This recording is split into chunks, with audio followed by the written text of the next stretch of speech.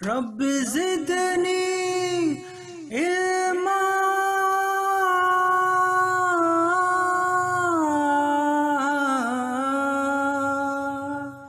رب زدنی علما الف لام میم علم کی روشنی زندگی زندگی اے خدا آئے نا زندگی بھر کمی عقل و دانش فہم ہے یہ تیرا کرم یوں ہی کرتا رہے تو عطا رب زدنی علما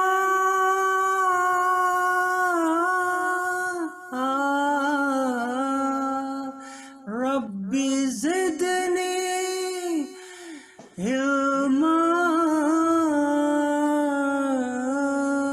الف لام میم۔ السلام علیکم ورحمۃ اللہ وبرکاتہ۔ میں نسرین قدوائی آپ سب کو ہائر اچیورز اکیڈمی کینیڈا کے پلیٹ فارم سے خوش آمدید کہتی ہوں۔ آج سے ہم انشاءاللہ اللہ کی توفیق اور رحمت سے اس پلیٹ فارم سے ایک پروگرام پیش کیا کریں گے جس کا عنوان ہے ربی زدنی علما۔ اس پروگرام میں ہم ایسے ٹاپک پر مختصر بات کریں گے جو ہم سب کے لیے اخلاقی کردار کے اصلاح کے لیے بہت مددگار ثابت ہوگا، اور جس کو سن کر سمجھ کر اور اپنے کردار کا حصہ بنا کر ہم اپنے رب سے تعلق کو بہت مضبوط کر سکتے ہیں، اور ساتھ ساتھ اس کے بندوں سے بھی تعلقات انشاءاللہ ہمارے بہت بہتر ہوں گے۔ یہ پروگرام جو ہوگا وہ چھوٹے چھوٹے آڈیوز پر مشتمل ہوگا، تو پلیز اس کو سنیے اور دوسروں تک یہ پیغام پہنچائیں اور صدقہ جاریہ کا حصہ بنیں۔ آج ہم اس پروگرام کا پہلا عنوان پیش کر رہے ہیں، وہ ہے دولت قرآن کی قدر اور اس کی تعلیم۔ اعوذ باللہ من الشیطان الرجیم، بسم اللہ الرحمن الرحیم۔ اللہم جعلنا منہم ومن الذین آمنوا وعملوا الصالحات وتواصوا بالحق وتواصوا بالصبر۔ رب اشرح لی صدری ویسر لی امری واحلل عقدۃ من لسانی یفقہوا قولی۔ دیکھیں، حقیقت یہ ہے کہ آج ہم لوگوں کو قرآن کریم کی اس نعمت و دولت کی قدر معلوم نہیں ہے، کیونکہ اللہ سبحانہ تعالیٰ نے قرآن کی دولت ہمیں گھر بیٹھے چھپڑ پھاڑ کر دے دی ہے، اور ہم اس دولت و نعمت کے حصول کے لیے نہ ہی ہمیں کوئی جد و جہد کرنی پڑی اور نہ ہی کوئی محنت اٹھانی پڑی۔ ہم اس دولت قرآن کریم کی قدر صرف صحابہ اکرام کی تاریخ کی زندگی سے معلوم کر سکتے ہیں، جنہوں نے ایک ایک آیت کو حاصل کرنے کے لیے اپنی جان مال اپنے خاندان کی ایسی قربانیاں دی ہیں جن کی مثال مشکل سے ملتی ہے۔ دیکھیے، قرآن ایسا نسخہ ہدایت ہے کہ اس کو سمجھ کر اگر انسان پڑھے گا اور اس پر عمل کرے گا تو اس کا فائدہ اسی کو حاصل ہوگا، اور قرآن کا مزاج جو ہے وہ سننے والا ہے۔ قرآن تو ایک شفا بھی ہے، اور اگر کوئی شخص بغیر سمجھے اس کی تلاوت کرے گا تو نیکیاں تو بے شک اس کے حصے میں آئیں گی، لیکن وہ اپنی اصلاح نہیں کر پائے گا۔ آج ہمارا حال یہ ہے کہ صبح سے لے کر شام تک ہمارے دماغ اور دل پر جو فکر مسلط ہوتی ہے اور جو سوچ و بچار رہتی ہے اور جو دوڑ و دھوپ ہے، وہ صرف اس دنیا کی بے حقیقت معلومات کے لیے ہے۔ آخرت کی زندگی کو درست کرنے کے لیے ہم کوئی فکر نہیں کرتے۔ دیکھیں، دنیاوی زندگی تو خدا جانے کتنے دن کی ہے اور کب ختم ہو جائے، آخر میں ہم سب کو اللہ کے سامنے جواب دہ ہونا ہے۔ لہٰذا جو ابدی زندگی ملنے والی ہے ہمیں تو اس کی فکر کرنی چاہیے نا، اور اس کے لیے دنیا میں رہتے ہوئے تقدو بھی کرتے رہیں، اور دل میں ہر وقت یہ نیت رکھیں کہ انا صلاتی و نسکی و محیائی و مماتی للہ رب العالمین۔ جب ہماری یہ نیت ہوگی کہ ہماری نمازیں، ہماری قربانی، ہماری موت، زندگی سب صرف اللہ کے لیے ہے، تو تبھی تو ہم کامیاب ہو سکتے ہیں گے۔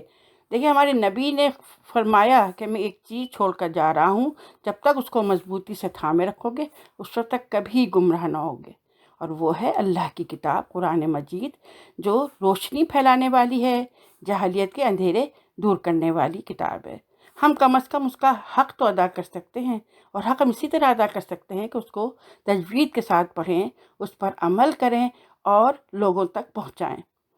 اور اس کی تعلیم جو ہے ہم ہر مسلمان بچوں کو دینے کی کوشش کریں۔ لہٰذا اس کے لیے جگہ جگہ دینی مدارس کھولنے چاہیے کہ امت میں دینی شعور پیدا ہو جائے،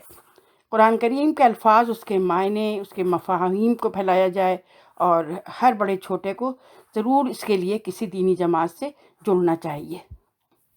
تو پلیز آپ اپنے بچوں کو بچپن میں ایک مرتبہ ضرور قرآن پڑھوا دیں اور ان کے قلب کو قرآن کریم سے منور کر دیں۔ پھر اس کے بعد آپ اپنے بچوں کو کسی کام میں بھی لگائیں گے تو انشاءاللہ قرآن کے انوار و برکات اس میں ضرور شامل ہوں گے۔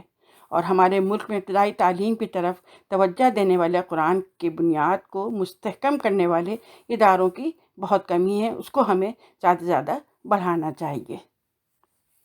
اگرچہ قرآن کریم کا اصل مقصد تو یہ ہے کہ اس کے معنوں کو سمجھ کر اپنی زندگیوں کو اس کے مطابق ڈھائیں، اور اس کی پہلی سیڑھی قرآن کریم کی صحیح تلاوت ہے۔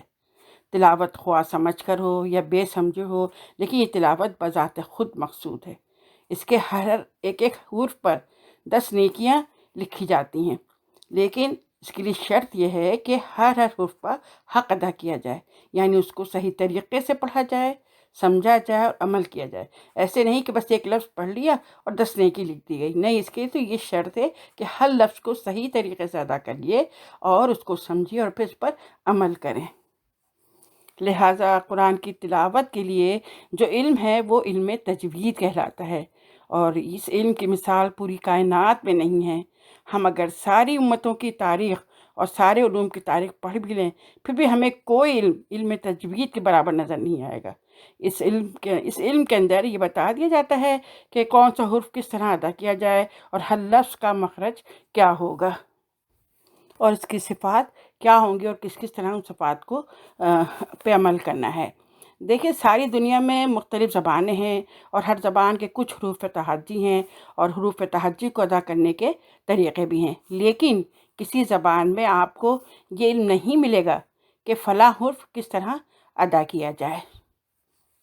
اور اس قرآن کی حفاظت کا ذمہ بھی اللہ تبارک و تعالیٰ نے خود اپنے ذمے لیا ہے، اور اللہ تعالیٰ فرماتے ہیں اِنَّا نَحْنُ نَزَّلْنَا الذِّكْرَ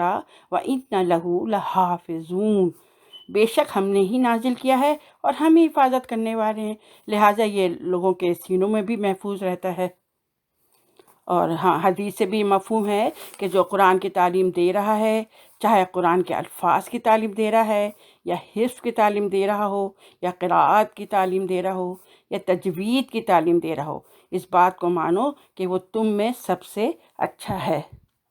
اور دوسری اہم بات یہ ہے کہ جب طالب علم اس مبارک کتاب کا علم حاصل کیا کریں تو اللہ تبارک و تعالیٰ کی طرف رجوع کریں اور دعا مانگیں، یا اللہ جو بھی ہم پڑھنے جا رہے ہیں اس کو صحیح طور پر سمجھنے اور عمل کرنے کی توفیق دے، اور وہ علم ہمارے لیے علم نافع بن جائے۔ اور کہیں اللہم انی اسألوک علما نافعا رزقا طیبا عملا متقبلا، کیونکہ رجوع اللہ کے ساتھ جو بھی کام کیا جاتا ہے اس کام میں در حقیقت بہت سی برکات پائی جاتی ہیں۔ بس ہم جب قرآن کا علم حاصل کرتے ہیں تو ہمیں اللہ سبحانہ تعالیٰ 3 طرح کے نور سے 3 طرح کے نور سے ہمیں نوازتے ہیں۔ ایک تو ہوتا ہے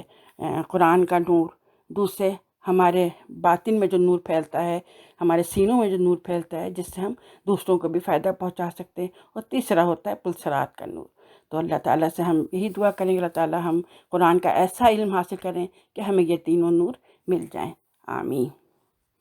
اور قرآن کی تلاوت کر کے پھر ہم یہ دعا کر سکتے ہیں کہ اللہم اجعل فی قلبی نورا وفی بصری نورا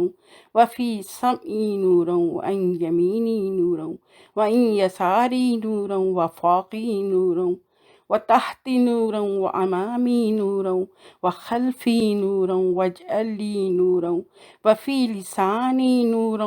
وعصبی نورا ولحمی نورا ودمی نورا وشعری نورا وبشری نورا واجعل فی نفسی نورا وعظم لی نورا اللہم آتینی نورا۔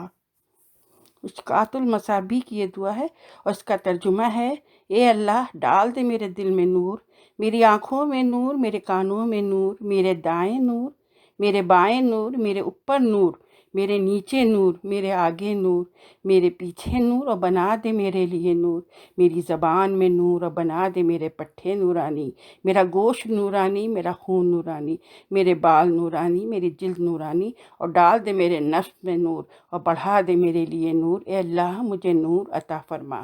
اس دعا کے خاص کر پلسرات پہ ہمیں یہ سب نور چاہیے ہوں گے۔ جزاک اللہ خیرن کثیرہ۔ السلام علیکم ورحمۃ اللہ وبرکاتہ۔ کہہ رہا ہے یہی تیرا قرآن بھی، آج اس کی طلب میں ہے انسان بھی،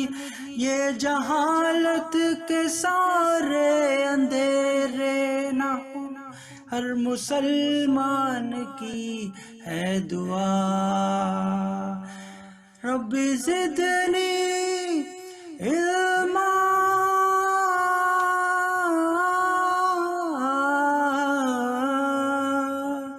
رب زدنی علما، الف لام